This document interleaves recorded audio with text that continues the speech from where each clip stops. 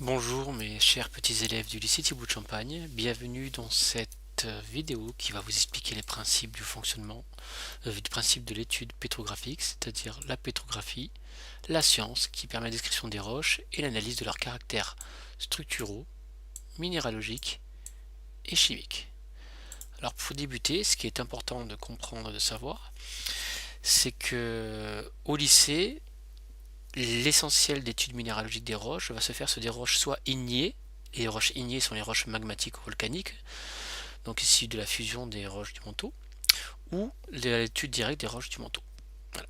Et dans ce cadre-là, ce qui est important, c'est que un des premiers critères à étudier, notamment au niveau macroscopique, lorsqu'on étudie ces roches-là, c'est leur texture. C'est-à-dire, si vous regardez cette roche ici, qui est un granit, ce granit, vous voyez que chaque minéraux sont visibles. Il est entièrement cristallisé. On parle de roche grenue. A contrario, la roche qui est à côté, qui est une andésite.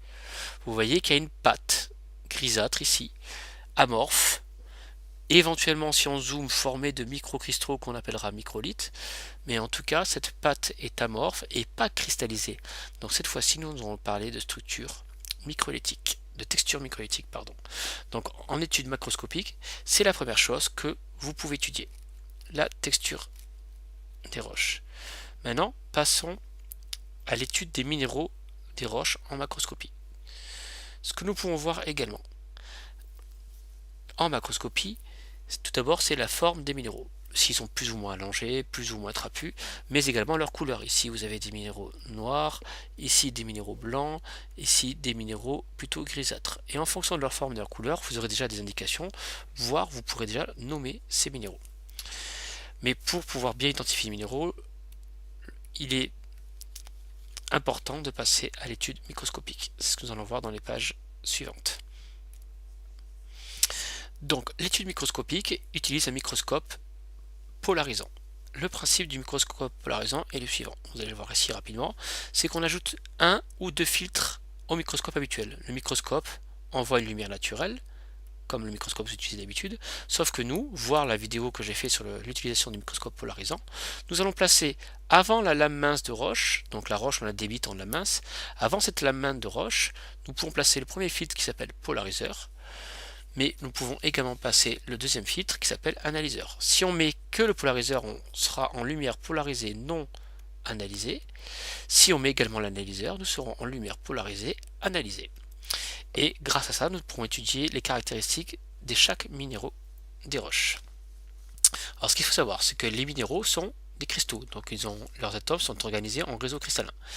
Et tout cristal modifie les vibrations des ondes lumineuses, de la lumière naturelle ici.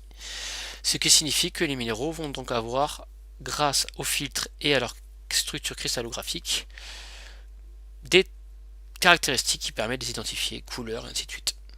Mais d'abord, avant de commencer l'étude de minéraux par minéraux, première chose qu'on voit directement quand on étudie une lame mince, ici c'est deux photos de roches étudiées en lumière polarisée et analysée, c'est encore une fois leur texture.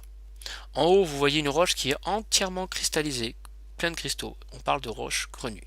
Alors qu'en bas, vous voyez la pâte amorphe qui était grise tout à l'heure en macroscopie, pleine de microcristaux, est ici, une pâte microlytique, où peut même y avoir du verre volcanique qui est totalement opaque, noir. Et nous pouvons également voir des fois quelques phénocristaux, quelques gros cristaux qui sont isolés dans cette pâte, dans ce verre volcanique. Voilà en ce qui concerne la texture des roches au microscope polarisant.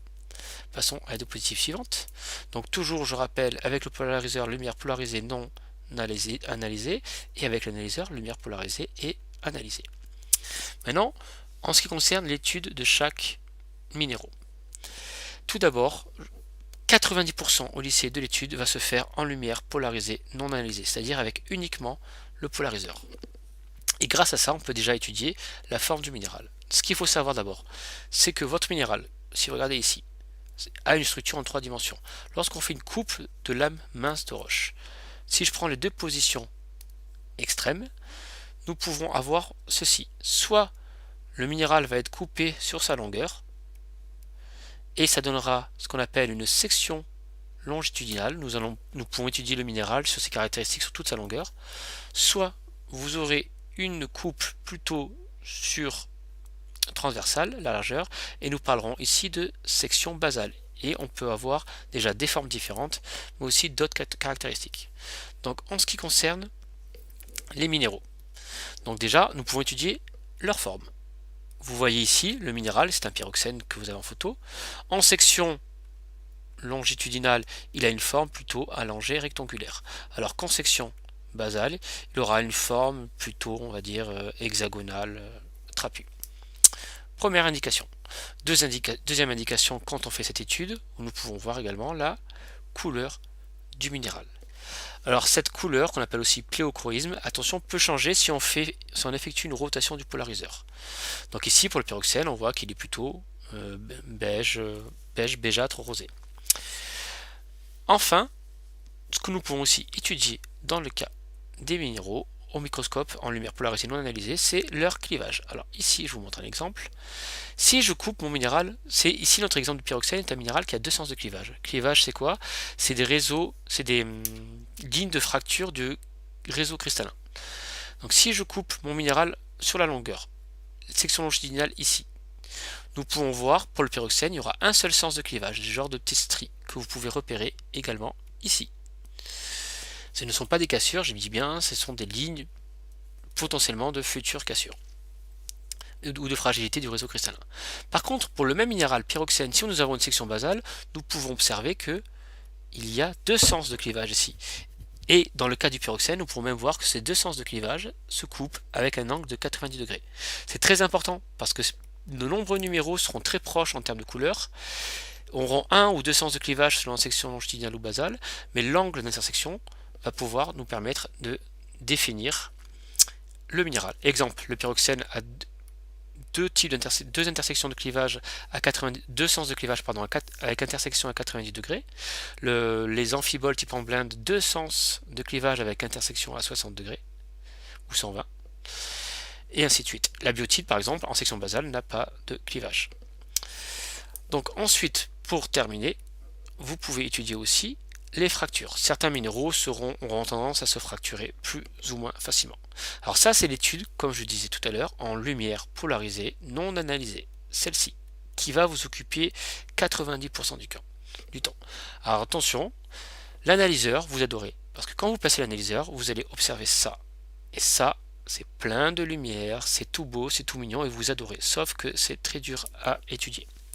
Donc, dans quel cas utiliser la lumière polarisée analysée? Je vais vous expliquer. Primo, quand en lumière polarisée non analysée comme ici, vous avez des minéraux incolores.